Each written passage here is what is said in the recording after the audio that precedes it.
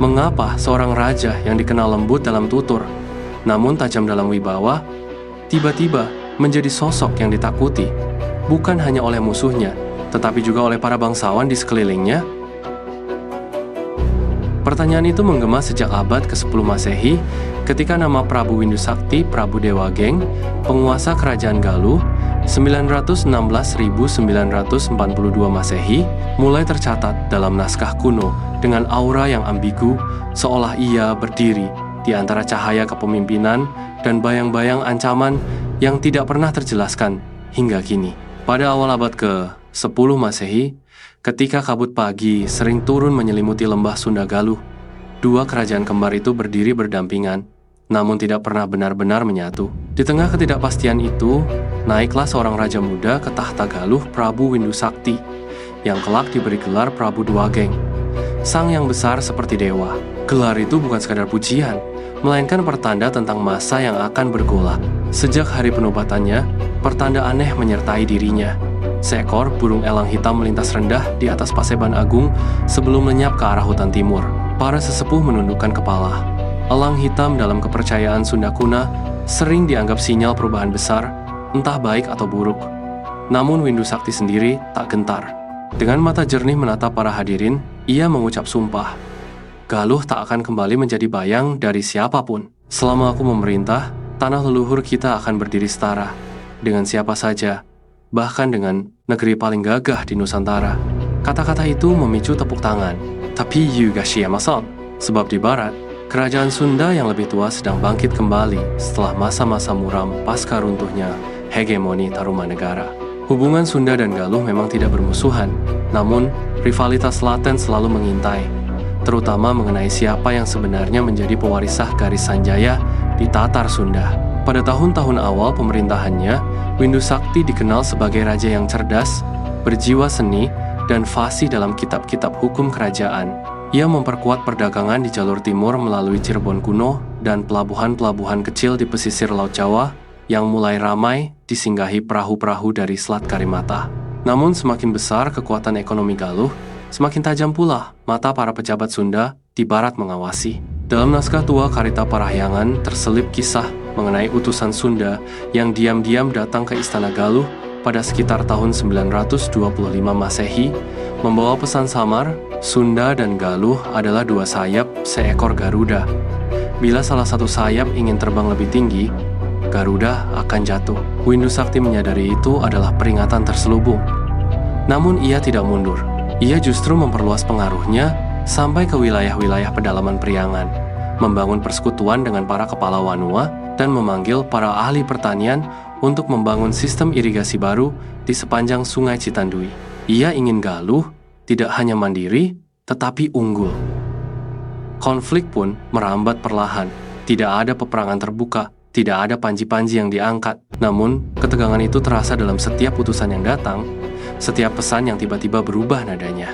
Beberapa bangsawan Sunda bahkan mengangkat wacana bahwa posisi Raja Sunda harus kembali menjadi yang tertinggi, mengikuti tradisi lama sejak abad sebelumnya. Ini membuat para bangsawan Galuh gelisah.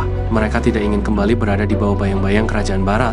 Di balik ketegangan antar kerajaan, badai lain mengumpul di dalam istana Galuh sendiri.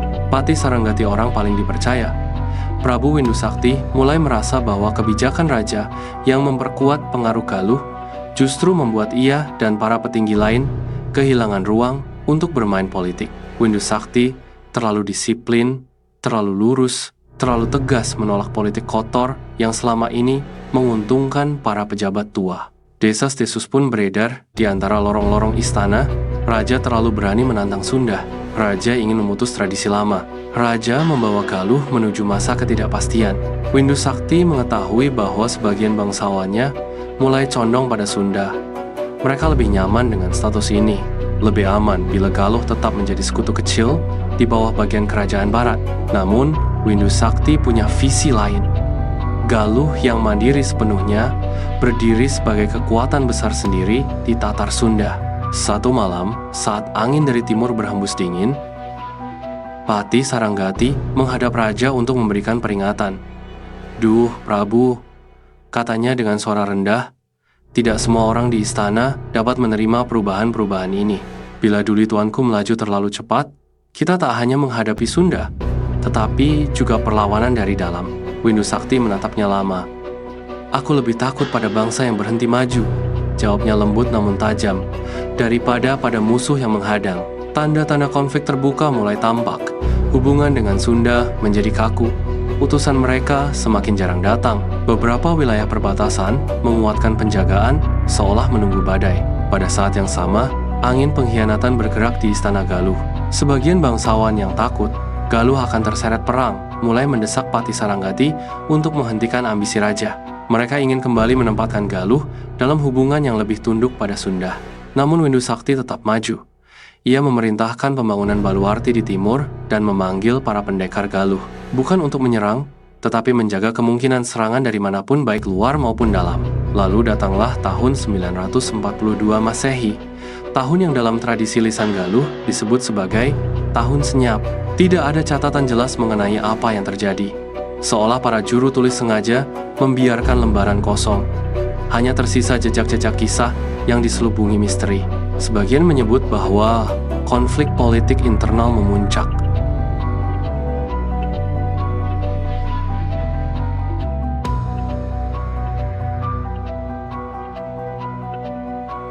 Sebagian lagi menyatakan bahwa Prabu Windu Sakti ditimpa wabah misterius. Ada pula cerita bahwa ia pergi ke pertapaan paling timur dan tidak pernah kembali. Namun, ada satu catatan samar berasal dari naskah lokal yang jarang dibuka, berbunyi. Pada tahun itu, Prabu Dewageng lenyap saat kabut turun. Tidak mati, tidak pula hilang. Yang lenyap hanya wujudnya, tetapi namanya tinggal di udara. Sejak itu, tahta Galuh berpindah ke penguasa berikutnya. Namun pertanyaan tentang akhir hidup Windu Sakti tetap melayang-layang, menjadi teka-teki sejarah yang tak pernah benar-benar terpecahkan.